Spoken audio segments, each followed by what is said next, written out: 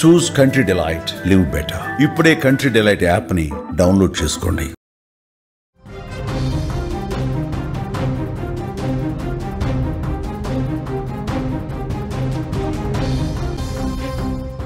Big breaking news చూస్తున్నాం. కూకట్పల్లి బాలిక హత్య కేసులో ఇంకా మిస్టరీ వీడలేదు. 40 మందికి పైగా పోలీసులు విచారించారు. తల్లిదండ్రులను కూడా విచారించారు పోలీసులు. తల్లిదండ్రులను వేరువేరుగా విచారించారు. దాదాపు 7 గంటల పాటు విచారణ కొనసాగింది. ఈ రోజు కూడా పోలీసులు తల్లిదండ్రులను విచారించబోతున్నారు. సెల్ ఫోన్ సిగ్నల్ ఆధారంగా విచారణ చేసే అవకాశం కనిపిస్తోంది. హైదరాబాద్లో కూకట్పల్లి బాలిక సహస్ర హత్య కేసు ఇప్పుడు పోలీసుకు ఒక ఛాలెంజ్గా మారిన పరిస్థితుంది. కేసు దర్యాప్తు జరుగుతున్న కొద్దీ అనేక కొత్త అనుమానాలు, అంతు చిక్కని ప్రశ్నలు తెర మీదకు వస్తున్నాయి. 4 రోజులుగా పోలీసులు దర్యాప్తు చేస్తున్నా ఇప్పటికీ నిందితుడి ఆచూకీ లభించకపోవటం, హత్యకు గల కారణాలు తెలియకపోవటం ఈ కేసును మరింత క్లిష్టంగా మార్చింది. సహస్రను ఎవరు చంపారు? నిందితుడు అసలు ఎక్కడున్నాడు? ఈ ప్రశ్నలకు సమాధానాలు దొరకటం లేదు. ఈ మిస్టరీని ఛేదించడానికి 5 ప్రత్యేక పోలీసు బృందాలను ఏర్పాటు చేసి దర్యాప్తును ముమ్మరం చేసినటువంటి పరిస్థితి ఉంది. అయితే పోలీసులు చాలా స్పష్టంగా చెప్తున్నారు, తెలిసిన వ్యక్తే, ఈ కుటుంబానికి అత్యంత సన్నిహితంగా ఉన్న వ్యక్తే హత్యకు పాల్పడ్డాడు అన్నది చెప్తూ ఉన్నారు. ఈ కేసు దర్యాప్తులో పోలీసులు అనుమానితుల జాబితాలో 40 మందిని గుర్తించారు. ఆ 40 మందిని పిలిచారు. ఆ 40 మందిని విచారించారు. కానీ ఎలాంటి క్లూ అనేది లభించలేదు.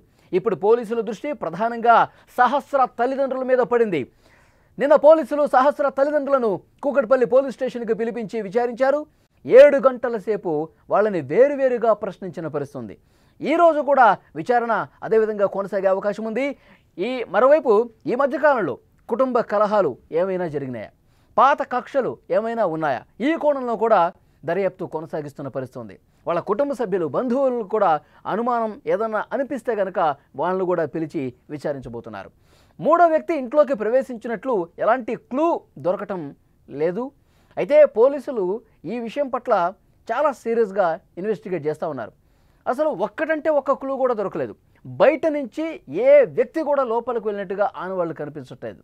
సో దీని మీద ప్రత్యేకంగా ఫోకస్ పెట్టారు. ఇంట్లో ఉన్న వాళ్ళే, ఆ బిల్డింగ్లో ఉన్న వాళ్ళే అని పోలీసులు చాలా బలంగా నమ్ముతున్న పరిస్థితుంది. తమకు ఎవరిపైన అనుమానం లేదని చెప్తున్నారు తల్లిదండ్రులు. ఎవరితో అసలు ఈ మధ్యకాలంలో గొడవే పడలేదని తల్లిదండ్రులు చెప్తున్నారు. పోలీసులు ఈ విషయాలన్నీ తెలిసిన తర్వాత ఎటువంటి నిర్ణయానికి రాలేకపోతున్నారు. ఈ నేపథ్యంలో పోలీసులు ఈ కేసును మరింత లోతుగా దర్యాప్తు చేస్తున్నారు. సెల్ ఫోన్ సిగ్నల్స్ ఆధారంగా కూడా పోలీసులు దర్యాప్తు చేస్తున్నారు. నిందితుడిని గుర్తించడానికి ఆధునిక సాంకేతికత కూడా ఉపయోగిస్తున్నటువంటి పరిస్థితి ఉంది. అయితే హత్య జరిగిన భవనంలోని మిగతా ఎవరైతే అద్దెకుంటున్నారో, అలాగే పరిసర ప్రాంతాలు ఎవరైతే స్థానికులు ఉన్నారో వాళ్ళను కూడా పోలీసులు క్షుణ్ణంగా ప్రశ్నించారు. ఈ కేసులో సాధ్యమైనన్ని ఎక్కువ ఆధారాలు సేకరించడానికి పోలీసులు ట్రై చేస్తున్నారు. అన్ని కోణాల్లో పరిశీలిస్తున్నారు. చిక్కుముడిని విప్పటానికి శాయశక్తిలో ప్రయత్నం చేస్తున్నారు. ఎంతో ఛాలెంజింగ్గా మారిన ఈ కేసు మిస్టరీ ఎప్పుడు వీడుతుందో, నిజమైన నిందితుడు ఎప్పుడు పట్టుబడతాడో కూడా అర్థం కాని సిచ్యువేషన్ కనిపిస్తోంది. అనుమానం ఉన్న ప్రతి ఒక్కరిని విచారిస్తున్నారు. అన్ని కోణాల్లో దర్యాప్తు చేస్తున్నారు. నిన్న 7 గంటల సేపు విడివిడిగా విచారించారు తల్లిదండ్రులు ఎప్పుడు వాళ్ళు విధులకు వెళ్ళారు. ఉదయం 9 గంటల నుంచి మధ్యాహ్నం 1 గంట వరకు ఉన్నటువంటి సీసీ ఫుటేజీలు పరిశీలించిన తర్వాత ఎవరూ బయట వ్యక్తులు లోపలికి రాలేదని చెప్పి నిర్ధారించుకున్న తర్వాత తల్లిదండ్రులు ఇద్దరిని కూడా వేరువేరుగా కూర్చోబెట్టి చాలా కీలకమైన ప్రశ్నలు వాళ్ళని వేసినట్టుగా తెలుస్తోంది. తల్లిదండ్రులు, తల్లి ఎన్ని గంటలకు బయటికి వెళ్ళింది, తండ్రి ఎన్ని గంటలకు బయటికి వెళ్ళారు, ఇద్దరూ ఒకే సందర్భంలో వెళ్ళారా, ఇద్దరిని ఈ ప్రశ్నలు అడిగినప్పుడు ఒకే విధంగా సమాధానం చెప్తున్నారా లేదా, అన్ని కోణాల్లో కూడా దర్యాప్తు ముమ్మరంగా కొనసాగుతున్న పరిస్థితుంది.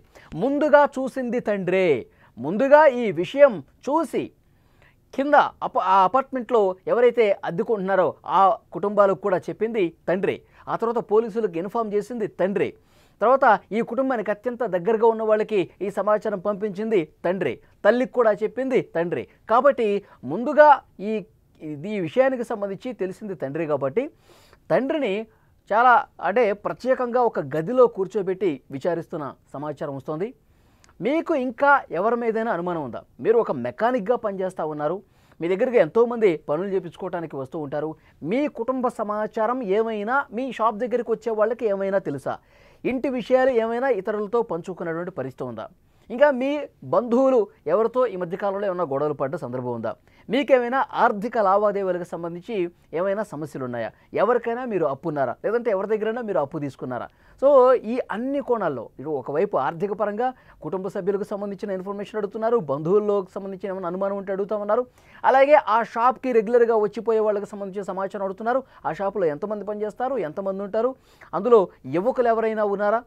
ఈ అన్ని కోణాల్లో దర్యాప్తు చేస్తున్నారు. కానీ ఇంతవరకు ఎలాంటి ఆధారం లభించలేదు. అనుమానం చాలామంది ఉంది. 40 నుంచి 50 మందిని పిలిచారు, పోలీస్ స్టేషన్కి పిలిచారు, విచారిస్తూ ఉన్నారు, వాళ్ళు కాల్ డేటా పరిశీలిస్తూ ఉన్నారు. కానీ ఇంకా ఎలాంటి ఆధారం దొరకని పరిస్థితుంది. మరోవైపు కాల్ డేటాను కూడా చాలా నిశితంగా పరిశీలిస్తూ ఉన్నారు. కాల్ గత 2-3 రోజులుగా హత్య జరిగింది సోమవారం రోజు. సోమవారానికంటే 2-3 రోజుల ముందు రెగ్యులర్గా ఎవరితో టచ్లోకి వెళ్ళారు, ఎవరితో మాట్లాడారు, ఎంతసేపు మాట్లాడారు, ఏ విషయాలు మాట్లాడారు, అవన్నీ కూడా పరిశీలిస్తూ ఉన్నారు, క్రాస్ చెక్ చేస్తూ ఉన్నారు. మరోవైపు తల్లి ఒక ఆసుపత్రిలో ల్యాబ్ టెక్నీషియన్గా పనిచేస్తుంది. ఆ ల్యాబ్లో పనిచేస్తున్నటువంటి సిబ్బంది, ఈమెతో క్లోజ్గా ఉన్నవాళ్ళు ఎవరైతే ఉన్నారో వాళ్ళతో కూడా మాట్లాడుతున్నారు. వాళ్ళను కూడా అనుమానించి పిలుస్తున్నటువంటి పరిస్థితుంది. ఇప్పటికప్పుడు ఈ రోజుకైతే ఎలాంటి క్లూ లభించని పరిస్థితి, ఒక చిక్కుముడి కనిపిస్తుంది. ఒక ఛాలెంజింగ్గా పోలీసులకి ఈ కేసు మారిన పరిస్థితి ఉంది. సో డెఫినెట్గా ఎట్టి పరిస్థితుల్లో ఛేదిస్తామని చెప్తున్నారు. తల్లిదండ్రులను కూడా ఏదో లైట్గా తీసుకునే అవకాశం లేదని కూడా పోలీసులు చెప్తూ ఉన్నారు.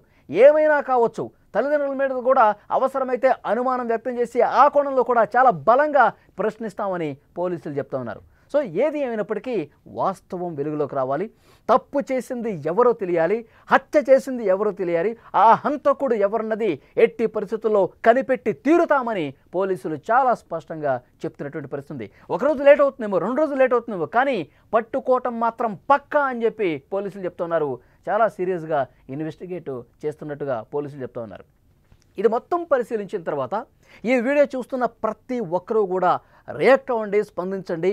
10 ఏళ్ల బాలిక సహస్రను అత్యంత దారుణంగా, క్రూరంగా ఒక కత్తి తీసుకొని మెడ భాగంలో 14 ఘాట్లు కనిపిస్తూ ఉన్నాయి, పోట్లు కనిపిస్తూ ఉన్నాయి. శరీరం మొత్తం కూడా చూసుకుంటే 20 చోట్ల బలమైనటువంటి కత్తితో చేసిన గాయాలున్నాయి. చాలా దారుణమైన విషయం. ఒక్కసారిగా హైదరాబాద్ మొత్తం ఉలిక్కి పడినటువంటి పరిస్థితి. ఇంట్లోకి ప్రవేశించిన ఆధారం కనిపించట్లా. మరి పట్టపగలు ఉదయం 10 గంటల సమయంలో ఇంట్లోకి వెళ్ళి మరి ఇంత దారుణంగా పైశాచికత్వంగా ప్రవర్తించి చంపేశారంటే చాలా దారుణం ఇది. సో పోలీసులు అందుకే ఈ కేసుని చాలా సీరియస్గా తీసుకున్నారు, అందరినీ విచారిస్తూ ఉన్నారు. మీకేం అర్థమైంది? ఎవరిని ఇంకా అనుమానించాల్సినటువంటి అవసరం ఉందని చెప్పి మీరు భావిస్తూ ఉన్నారు? కామెంట్ బాక్స్లో తెలియజేయండి.